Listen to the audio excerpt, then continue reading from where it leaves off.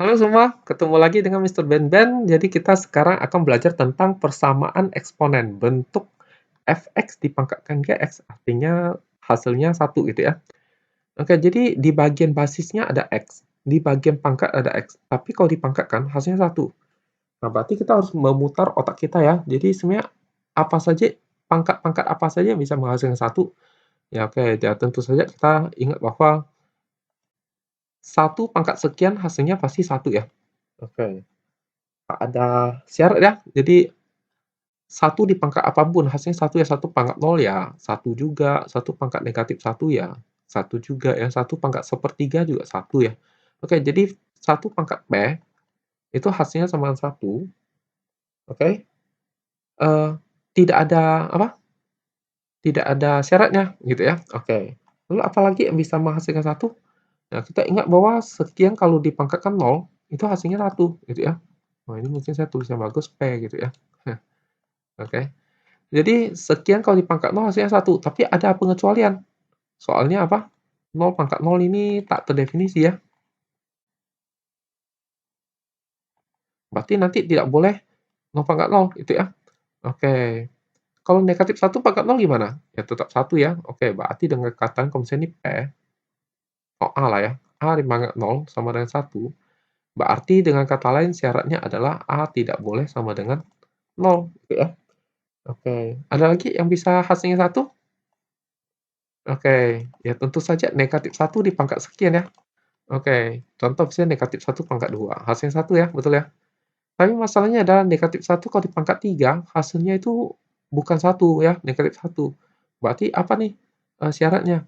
Kalau negatif 1 dipangkat ke 4, hasilnya juga 1 gitu ya. Berarti syaratnya apa nih? Nah, jadi kalau dia pangkat P, maka syaratnya itu adalah bahwa P itu harus genap gitu ya. Kalau misalnya P adalah bentuk rasional, maka harus disederhanakan, oke, jadi jika P rasional, misalkan P-nya itu adalah sama dengan, apa nih, M per N gitu ya. Nah, maka ini harus, bentuk sederhana, jadi M per N itu harus sederhana. Oke? Lalu kemudian M-nya itu harus genap. Nah, begitu ya. Jadi kalau dia rasional itu syaratnya demikian. Ya, gitu. Oke, sekarang kita akan oh ya berarti ketiga ini ya, syaratnya. Berarti apa nih kesimpulannya ya? Dia teorinya apa nih? Jadi fx dipangkatkan gx ini sama dengan 1, ini apabila ada 3 yang harus kerjakan ya. Yang pertama itu basisnya 1. Nah, ini nggak ada syaratnya. Lalu yang kedua, pangkatnya yang 0 gitu ya. Nah, ini ada syarat. Ini asalkan basisnya tidak sama dengan 0 gitu ya.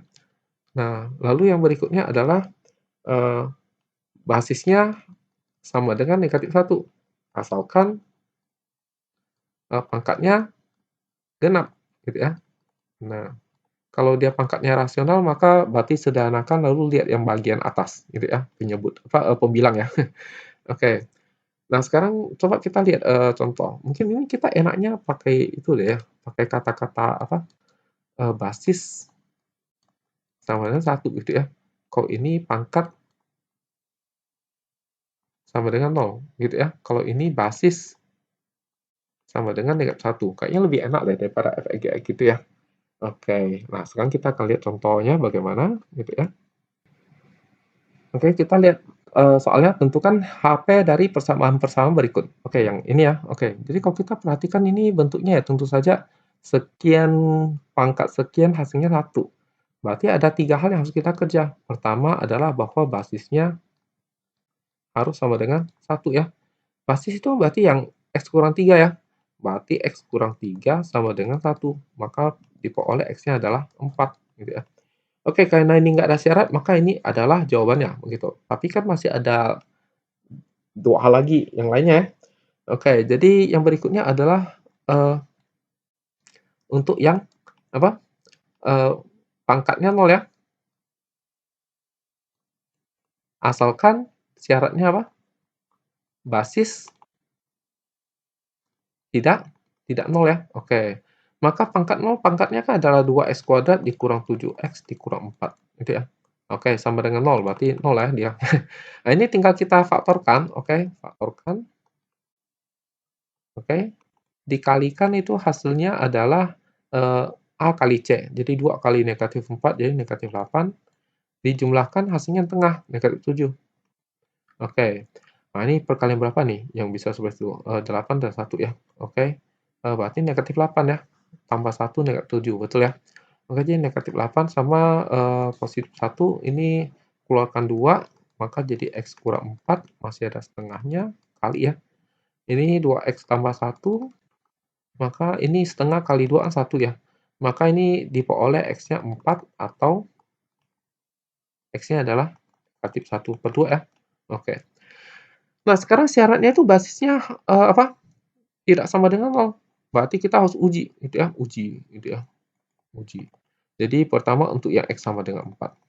Oke. Syaratnya apa? Basisnya tidak sama dengan 0 ya. Oke, basisnya kan X kurang 3. Maka kita masukkan ke X kurang 3. Jadi 4 kurang 3, hasilnya 1. Tidak sama dengan 0. Berarti benar. Berarti X sama dengan 4 itu termasuk jawaban. Nah, lalu kemudian kita coba lagi untuk yang negatif setengah. Oke, jadi kalau X-nya adalah negatif setengah, masukkan ke basis, basisnya X kurang 3 gitu ya. Oke, jadinya apa? Eh, Negatif setengah kurang 3. Tentu tidak sama dengan 0 ya. Oke, benar juga. Maka ini termasuk jawaban. Nah, itu ya. Oke, berarti berikutnya apa lagi? Berikutnya yang negatif 1 asal pangkat genap ya. Gitu ya. Dan basis itu ya. Eh, Oke. Nah, jadi mungkin ini saya taruh ke sebelah bawah saja. Nah, bawah gini aja. Sehingga di sini saya bisa yang ketiga ya. Oke, bisa yang ketiga, yaitu apa? Basisnya sama dengan negatif 1, itu ya, asal pangkat, oh syarat ya, oh asal sih, syarat, gitu ya. Oke, syaratnya itu adalah pangkatnya itu harus genap, gitu ya.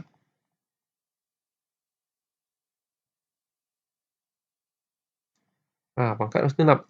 Oke, kalau basisnya negatif 1, basis itu kan X kurang 3 ya. Sama dengan negatif 1, pindah ruas, maka jadi X sama dengan 3 kurang 1, jadinya 2. Nah, sekarang 2 ini harus diuji, gitu ya, uji. Jadi uji ke pangkat ya, jadi pangkatnya genap. Jadi pangkatnya itu 2x kuadrat dikurangi 7x kurang 4. Masukkan 2, jadi 2 kali 2 kuadrat kurang 7 kali 2 kurang 4. Kalau kita hitung hasilnya adalah ini 8 kurang 14 kurang 4. Hasilnya adalah berapa nih? Jadi ini adalah negatif 18, negatif 10 ya. Genap.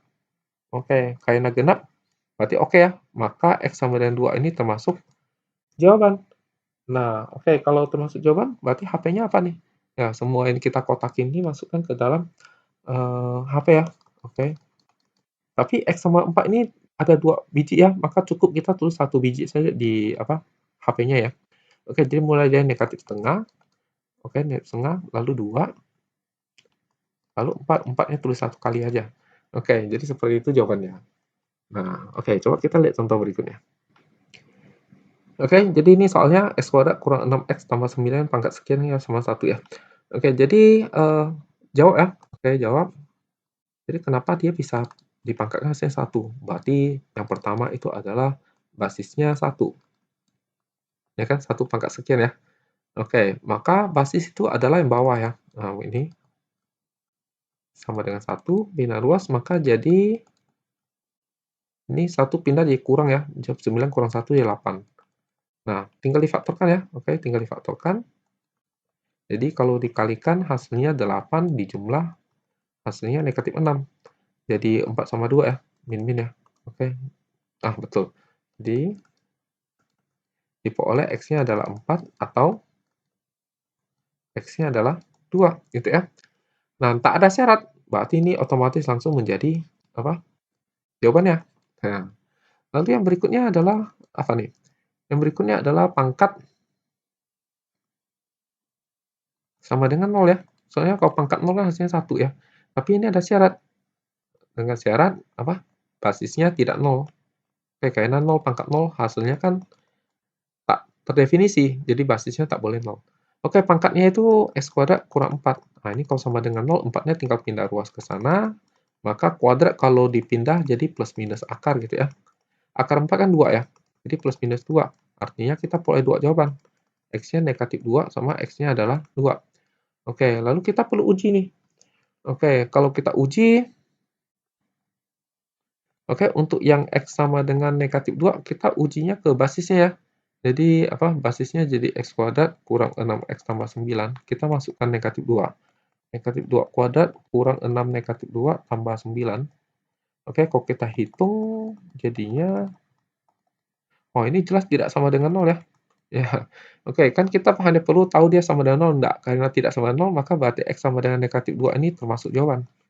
Bagaimana X sama dengan 2? Oke, kalau X sama dengan 2, maka X kuadrat kurang 6X tambah 9 ini kita coba masukkan ya. 2 kuadrat kurang 6 kali 2 tambah 9.